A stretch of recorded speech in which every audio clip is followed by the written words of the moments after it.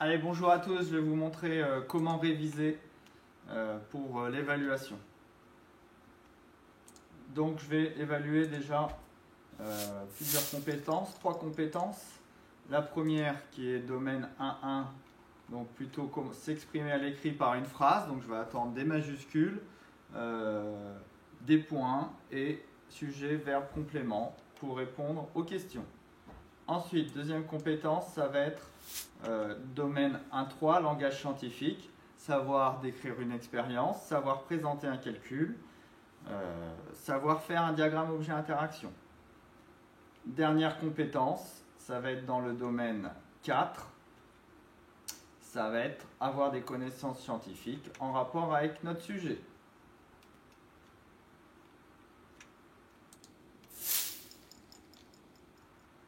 Donc, comment réviser?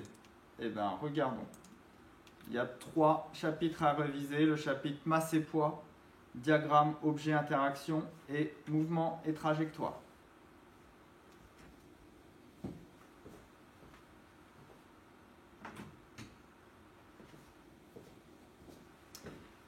Sur chacun des chapitres, on a un corrigé.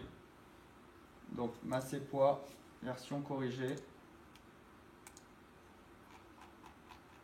Voilà.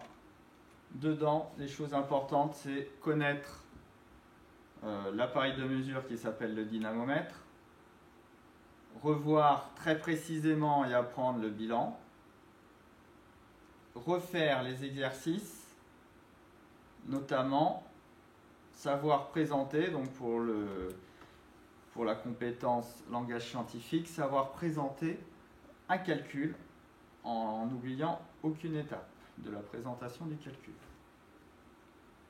Donc, je vous conseille de refaire ces 3 exercices-là, d'apprendre le bilan par cœur et de revoir cette feuille-là. Ensuite, dans la partie diagramme objet interaction, on a aussi la version corrigée. Je vous conseille de connaître les mots et leur définition. Donc, je vous laisse revoir cette première feuille, première page. Ensuite, on doit connaître les règles pour faire un diagramme objet-interaction. Elles sont ici. Ensuite, je suis capable de repérer des interactions.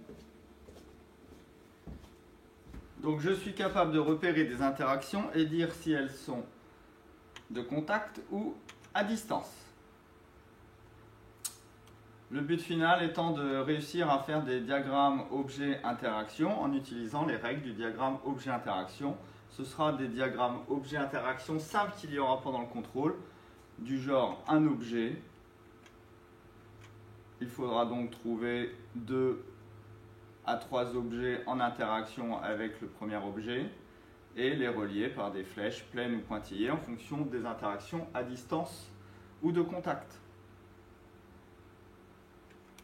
Ça, c'est du domaine 1.3, langage scientifique, compétence 1.3. Ensuite, 3e partie sur les mouvements et trajectoires. Donc c'est pour ceux qui ont travaillé en groupe et qui ont pu faire l'expérience avec le ballon aéroglisseur, à savoir à quoi sert ce ballon, comment il fonctionne, quels sont les différents types de trajectoires et de mouvements, rectiligne, circulaire et curviligne, et savoir expliquer comment faire l'expérience avec le matériel que l'on a utilisé. Je conseille, domaine 1.3 toujours, savoir présenter son travail sous forme de tiré, donc présenter correctement son expérience, la décrire précisément, même les choses qui paraissent évidentes. Voilà, et on peut réviser donc les 3 expériences pour le mouvement rectiligne, pour le mouvement circulaire et pour le mouvement curviligne.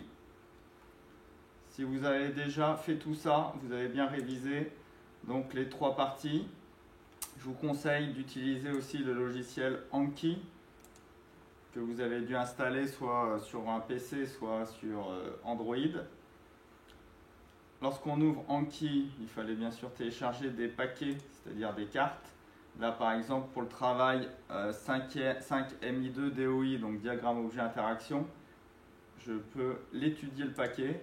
Donc étudier maintenant et on va me poser des questions. Dans un diagramme objet-interaction, on représente les interactions à distance par quoi? Ici je fais afficher la réponse, j'essaye de la voir dans ma tête, cette réponse, par une double flèche en pointillé. Si j'avais la bonne réponse, je mets facile ou correct ou bien revoir. Et Anki va me proposer les réponses, les questions adaptées en fonction des réponses que j'aurais trouvées. Donc voilà, on a toute une série de questions sur les deux chapitres, les deux premiers chapitres que l'on a vus.